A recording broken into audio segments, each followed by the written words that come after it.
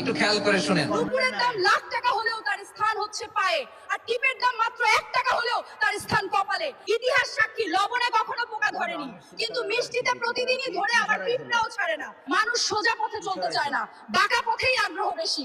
তাই তো মদ বিক্রেতাকে কোথাও যেতে হয় না, কিন্তু দুধওয়ালাকে বাজারে দাঁড়ে দাঁড়ে ঘুরতে হয়। আমরা সর্বদা দুধ বিক্রেতাকে বলে থাকি, দুধে জল মিশাননি তো? আর মানুষ মদে জল মিশে খায়। আজ পর্যন্ত মানুষকে এতটুকুই চিনলাম। কচু পাতা দেখেছেন নিশ্চয়ই, ওপরে সবুজ আর ভেতরে চুলকানিতে ভরা। ঠিক তেমনি কিছু মানুষ আছে, বাইরে থেকে দেখতে ভীষণ সুন্দর পরিপাটি, কিন্তু ভেতরটা আবর্জনায় ভরা। সাপ দুধ খেয়ে বিষ উগরে দেয়, আর গরু ঘাস খেয়েও দুধ দেয়। সুতরাং দোষটা খাবারের নয়, পার্থক্যটা স্বভাবের। নিজের যোগ্যতা নিয়ে কখনো অহংকার করবেন না। মনে রাখবেন, পাথর কিন্তু নিজের ওজনের জন্য জলে ডুবে যায়। কি আজব দুনিয়া জানেন? যার চোখে ঘুম আসে তার কাছে ভালো বিছানা নেই, আর যার কাছে ভালো বিছানা আছে তার চোখে ঘুম নেই।